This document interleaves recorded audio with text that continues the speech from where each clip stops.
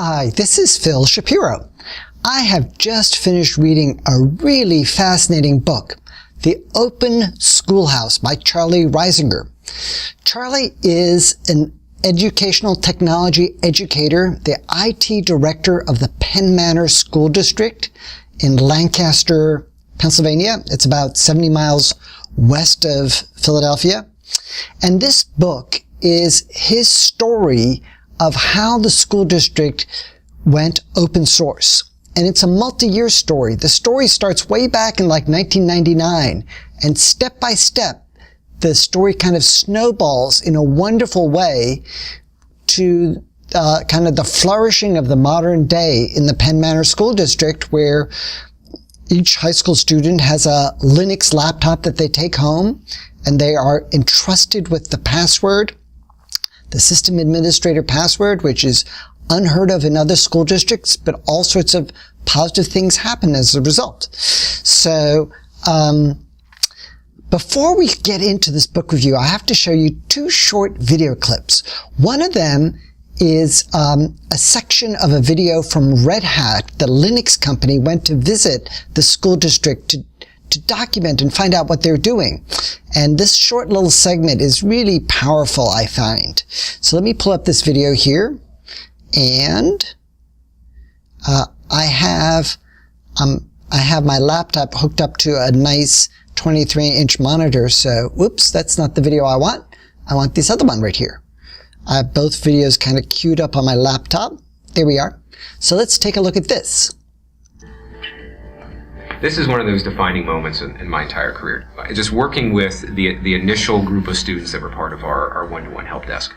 Here's an example. Ben is one of 4 core students that formed really the nucleus of the initial one-to-one help desk.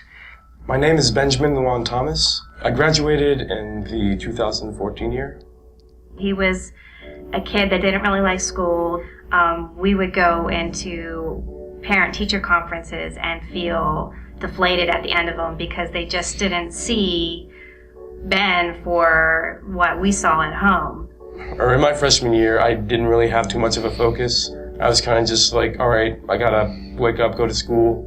He got an IEP, I think in 2nd grade, for a learning disability, and then later he was diagnosed with ADD. I remember sitting in an IEP conference with a guidance counselor in 9th grade for Ben, and her saying that, Ben's not going to be going to college, and we shouldn't plan on that. We shouldn't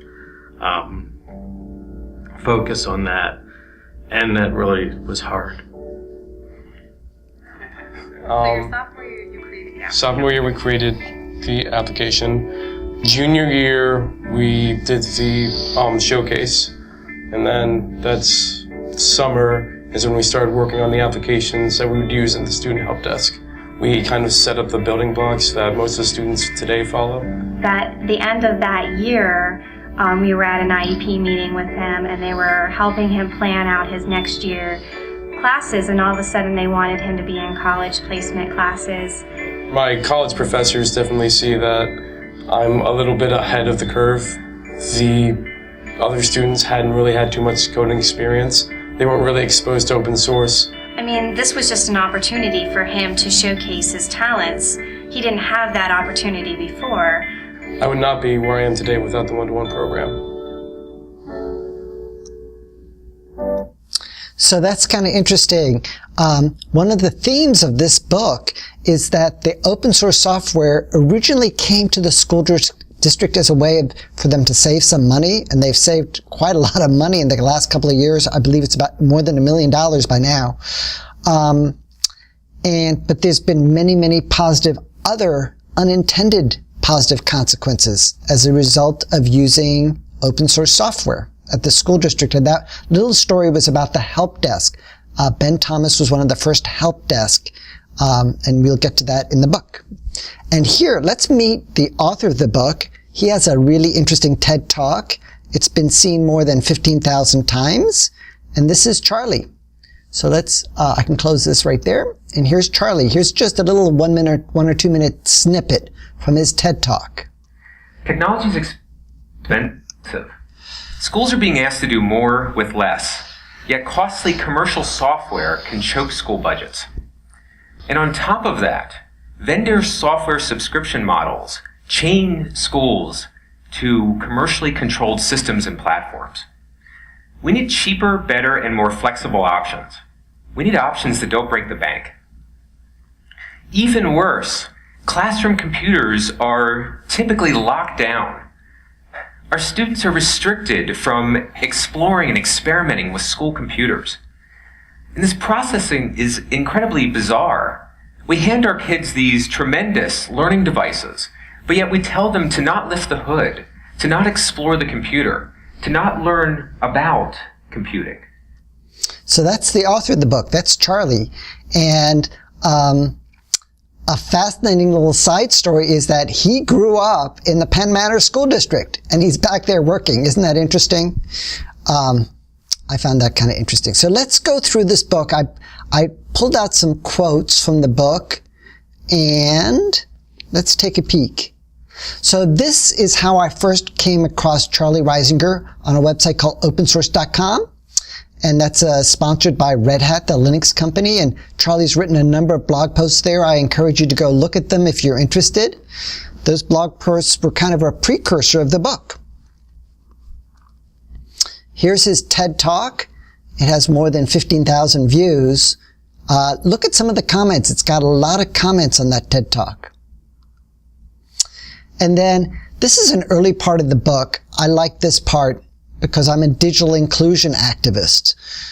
All children may be created equal, but school funding formulas are anything but fair. An affluent district may shrug off costs associated with commercial software subscriptions, but for schools that cannot afford to pay, yet another division is created between students who have access to the software and those who do not. So that was very interesting. And then on the next page, he explains that open source is much more than just the free software, but it's also a philosophy of collaboration. Open source is a philosophy where principles of sharing one's work, meritocracy, transparency, and collaboration are deeply valued.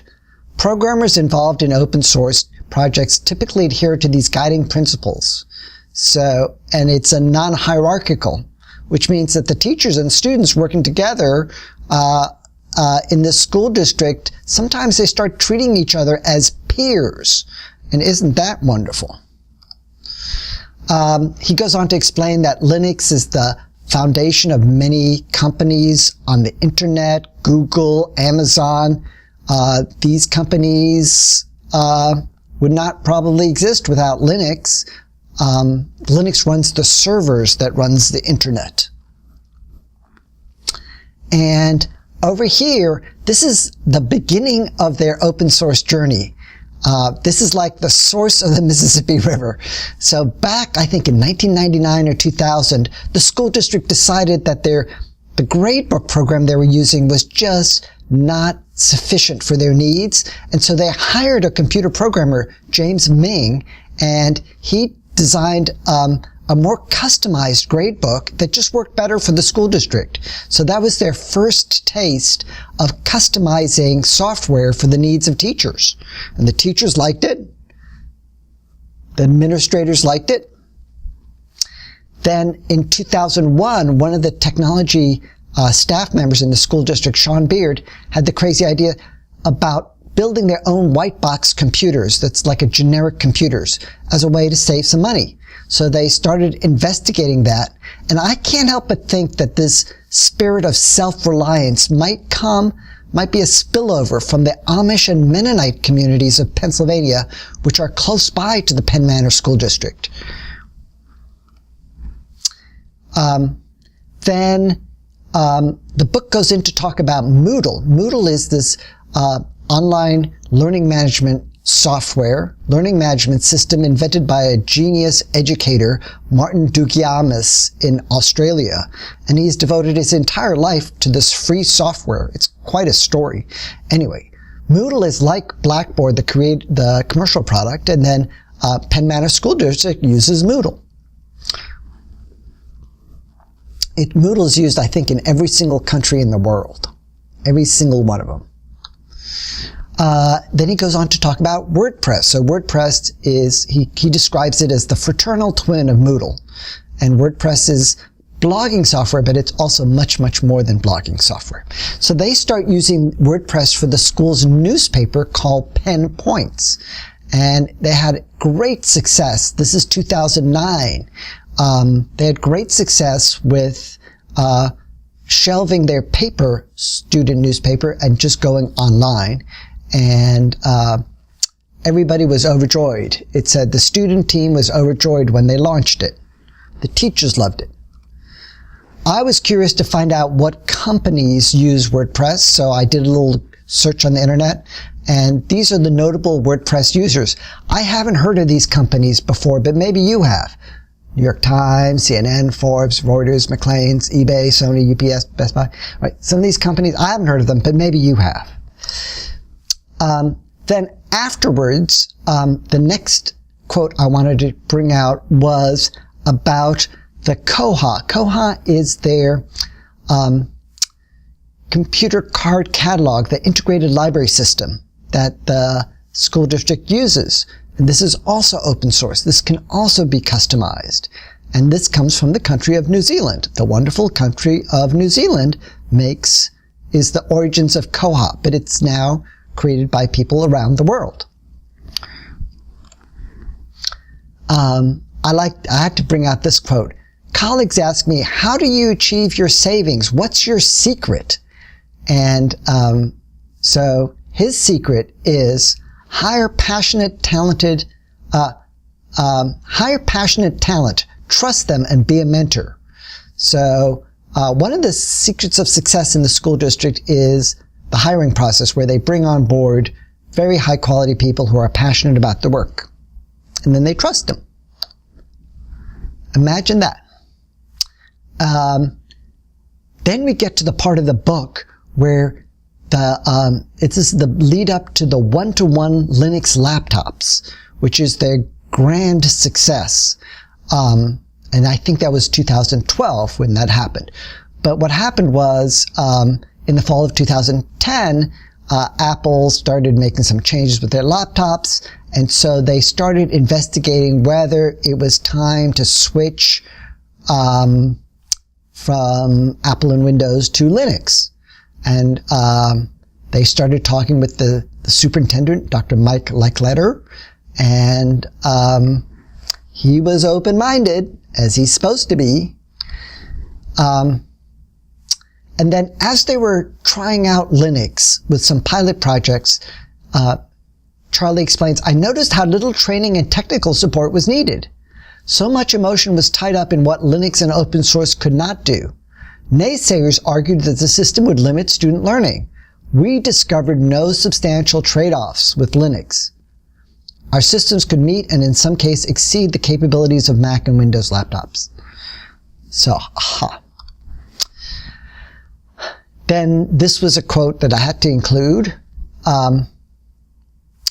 In the Penn Manor School District, the high school students are given the administrator password to their laptop.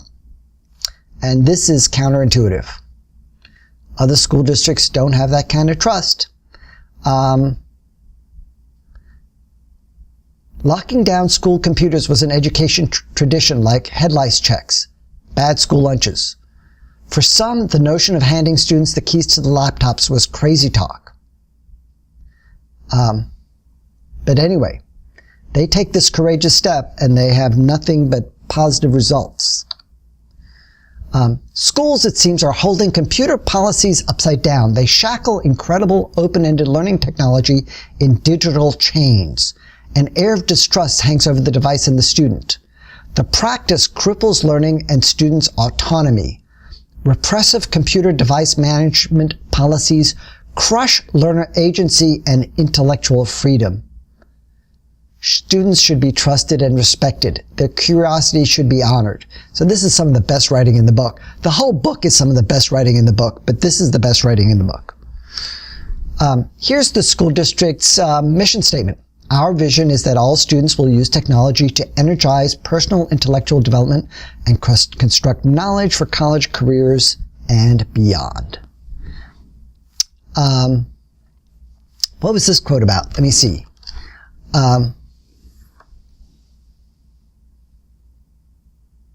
This is also about giving students the agency. Assembled around a common purpose, unchanged from a scripted curriculum, and given the freedom to learn based on personal interests and passions, our students rose to the occasion in unique and wonderful ways. And so he talks about some of the people who are on his one-to-one student help desk. And there's Andrew, who first used Linux in the 5th grade to build a web server on an old Pentium 3 computer. And Nick Joniak, who was a high school freshman with a business card. Ben Thomas, wearing his GitHub t-shirt. We met Ben in that short video earlier, right? And then over here it talks about one of the students, Alex, is mentoring one of the teachers with this software called GNU Cache. Krista began experimenting with GNU Cache. It's Nick Joniak who is mentoring her. Nick is teaching me in my accounting class how to use GNU Cache instead of Quicken. And it works really well. And then this little quote here is about when Red Hat comes to visit. So Red Hat is this big Linux company in Raleigh, North Carolina. It's a $2 billion company as of 2017, and it continues to grow. So in this little paragraph, I like the section. It says, trusting students as co-facilitators. What better way is there to building deep engagement than through the experience of teaching a topic to one's peers? But in practice, this takes courage and vision to trust students as collaborators. So this teacher, Krista, was really wonderful in bringing in a student as a peer. And then here was something I didn't really know, but there's a software called Steam that plays games, and some of these games have strategy and simulation. And so the students like some of the games that you can play on Steam. Here it talks about GitHub, and GitHub is a very powerful website for collaborating on building software. And he talks about paper planes. So the students are building more and more of the tools used at the school. More and more of those tools are built by students. Student programmers are building the tools, this tool called Paper Plane. They're building the tools that the other students are using. That makes you feel powerful. When everybody in your school is using a tool that you created, a software tool, that makes you feel powerful. And then it's the role of the IT staff to make sure that that tool works well and is constantly being improved. Media attention for the student team. So here we are. I grabbed this quote. This is when Charlie Reisinger and his one-to-one laptop started getting some real media attention on the website called Reddit, and also on the Linux Action Show. So I'm not going to go into this too much, but Charlie is already a little bit famous, at least on the internet, and growing in fame. And deservedly so. I met him in person. Very humble man, I have to say. A very humble man. And I'm one of those people who believes that wisdom walks into the life of people who are humble. This is talking about the students when they got their laptops. So there were 1,700 laptops handed out to high school students in Penn Manor at the high school there. And excitement swelled in other students, many who have never owned a laptop and never imagined they could because their family couldn't afford to purchase one. For them, it was a liberating learning gift, an opportunity to be on the same level as their classmates. And this quote, let me see if I remember all this. Beginners must start somewhere.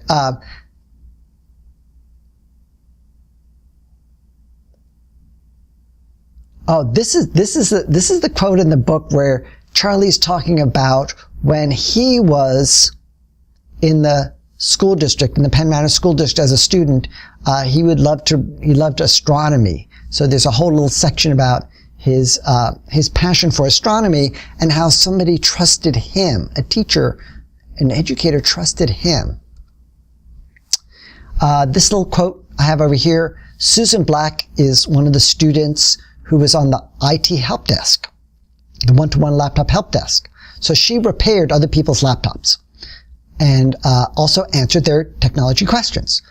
She wrote an article for opensource.com, and that article got seen around the world. So she writes, I cannot imagine a more perfect day than one spent repairing laptops. Now, isn't that a nice thing for a high school student to say? And here's the article she wrote. Susan Black. You can look it up on opensource.com. Lovely article. And this is the help desks. Apprentices mend live laptops for real students. What an interesting thing. So this is project-based learning. If you go on Twitter, it's hashtag PBL. Some people call this authentic learning, real-world learning. We could never write a formal curriculum for the help desk, and why would we? Curriculum builds a fence around learning. There is no textbook. Students simply search the internet to discover solutions. And then this talks about when Red Hat, the two filmmakers over there, Elizabeth Efron and Brett Abramsky, came and they shot a short documentary there at the Penn Manor School District. And this is it. You can look it up. Look it up on the first clip I showed you in the very beginning of this book review. That was from this short documentary. It's 8 minutes long. Look it up on YouTube. Penn Manor, The Power of Open in Education. Isn't it gorgeous over there? Lots of farms. Lots of farms in that area. So I asked Charlie Reisinger, he's an educator I admire a lot. I said, who do you admire as an educator? And he said he admires Gary Stager, who is a book author and I believe also college professor and a teacher and lots of different things. Go and follow him on Twitter if you have a Twitter account. Look him up on YouTube. There's a bunch of his talks, and he's also a great believer in project-based learning, authentic learning. Another teacher, a visionary teacher in that same vein, is Alan November. So I love Alan November's TED Talk from March 5th, 2011. I'd like you to go look at this and compare it to what Charlie's doing in Pennsylvania. You'll see a lot of common threads there. This is Alan November's book, Who Owns the Learning? Written in 2012. It's a fabulous book. I did a book review. You can find my book review on Amazon. I did a video book review. Just scroll down underneath the book on Amazon. You'll come down, somewhere down there, you'll see my book review. And I did that about a year ago, January 19th, 2016.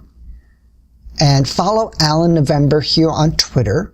He lives up in the Boston area, and he organizes an annual conference called Building Learning Communities. I've never attended this conference. I've always wanted to, but I bet you some of the smartest teachers in the country show up over here to swap notes about learning.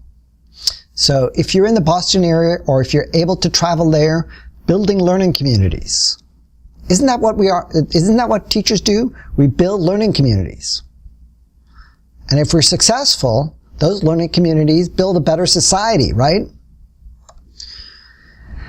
This book review wouldn't be finished if I didn't mention another educator, Stu Karoff, over in St. Paul, Minnesota. And he has his Asian Penguins computer club at the Community School of Excellence. And what an inspiring teacher. He also does Linux with his students. They deliver computers to students who don't have a computer at home. I would like you to go and look up their YouTube channel and check out the video where the students are testifying at the St. Paul City Council. That is an interesting video, and upbeat and hopeful. And here's the website, Computer School of Excellence, CSE Asian Penguins. And Stu Karoff, he is a middle school social studies teacher. Here he is. There's Stu. Follow his Twitter if you want to learn from him. I've learned a lot from Stu. And if you'd like to contact me or contact Charlie, here's our contact information. I should mention Charlie's pretty busy. I'd suggest don't contact him unless you're like a member of the media or a school superintendent, or just be patient if he doesn't get back to you right away. He's very passionate about this book, so he loves getting feedback. You can either buy the book in hard copy, or there is a free PDF version that you can download. Isn't that interesting? That's nice. One thing, if you like the book, you can buy the book and give it to a teacher or a librarian or a school superintendent, or leave a copy in the little free library near your house. Wouldn't it be interesting that somebody just comes across a book that was so filled with hope and excellent ideas in a little free library? And I hope this book gets translated into other languages like Brazilian Portuguese and Finnish and Chinese.